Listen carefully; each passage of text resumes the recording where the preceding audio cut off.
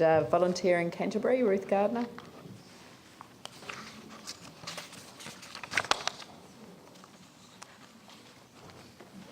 Good morning and welcome.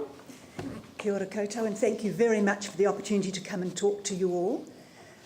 Volunteer in Canterbury is of course delighted that the Strengthening Communities Fund will be maintained at the 7.89 million, although like Rex we'd love to see it increased. We're really aware from the not-for-profit organisations that we work with that there is a tremendously increased demand for services and that this funding is absolutely crucial. We're also seeing amongst organisations a lot of turnover in the paid personnel, and I think that all adds to the stress in the organisations, and so having the council funding just helps so much. Thank you. But I'm here mainly to request that you consider changing your policy where you don't allow people to apply for funding for money, for travel, for volunteers to get to their place of voluntary work. At Volunteer in Canterbury, we have a policy that no volunteer should be out of pocket from doing their voluntary work. And we also encourage all our members to reimburse that money. Our changing economic circumstances in our city means that there's even less discretionary income around than there was. And for many people, the cost of getting to voluntary work is a barrier to them doing any voluntary work. And it's really disappointing that a council policy may be increasing that barrier. Volunteers, we find, are increasingly choosing a role where they know that the cost of getting to their place of voluntary work will be reimbursed. Many of them don't claim for that, but some absolutely need to, or they wouldn't be able to volunteer. I spoke to somebody recently who said she would have to resign her voluntary role unless she could have the cost of travel to get there reimbursed. Some of them come by bus, and I know there are places where there has to be cash, petty cash available to reimburse them so they can get a bus home or top up their bus card. It's really absolutely crucial for so many volunteers. And of course, many volunteers volunteer because they want social contact. That's quite a high motivation for a lot of them. And if they can't volunteer, then they risk social isolation, particularly those who've had to move and leave the communities that they were in a few years ago. Talking to volunteer coordinators, many of them tell me that volunteers who didn't used to claim for this money now have to.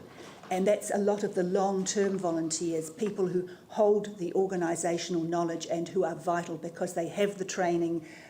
Citizens Advice talked about how it can take 2 years sometimes for a volunteer to be able to do the job fully. And so some of those people are really needed. It's really great for an organisation if there's a specific fund and budget for the cost of this reimbursement, because some volunteers, perhaps who've been out and rattled a bucket on a street appeal, don't want to see that money going to the cost of their own transport. But if they know that there's a specific fund for it, they'll feel much more comfortable in claiming for that reimbursement. So I'm asking that you reconsider that policy and remember that allowing people to, it's one of the council's aims that people can have increased participation in their community, and that we reduce the barriers to that participation, and changing that policy would help to do that. Volunteer in Canterbury very much appreciates the relationship that we have with council. We work with a number of council programs where volunteers are involved.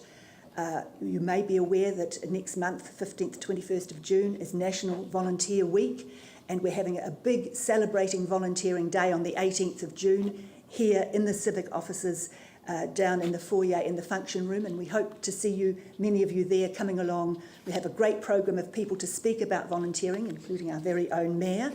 And so anything at all that we can do to help organisations or volunteers, please send them our way.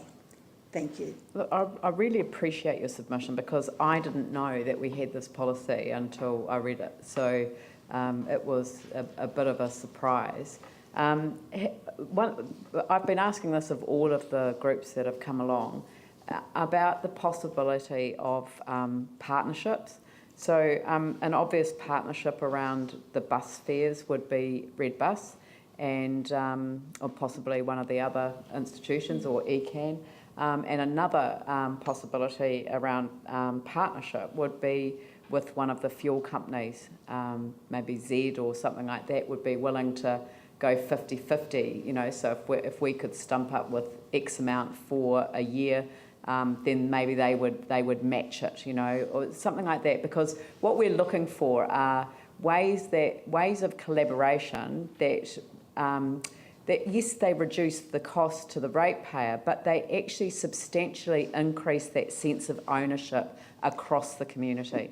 Thank you for your suggestion. We are actually working with Z Energy in some other areas, so I might well ask them.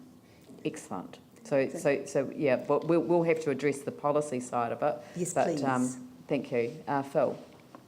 Thanks for coming and talking with us, Ruth. I understand that overall in Christchurch, post-earthquake, there's been a drop in the number of volunteers. So that's where I'm wondering, would this be like a hand up too, so that they receive some remuneration for travel?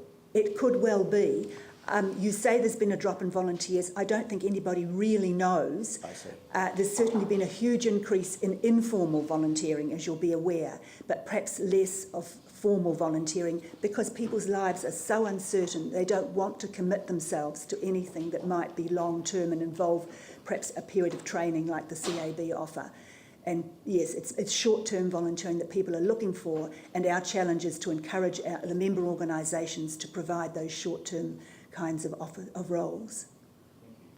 Okay. Any other questions? All right. Thank you very much. Thank you. Very good submission. Melanie Coker.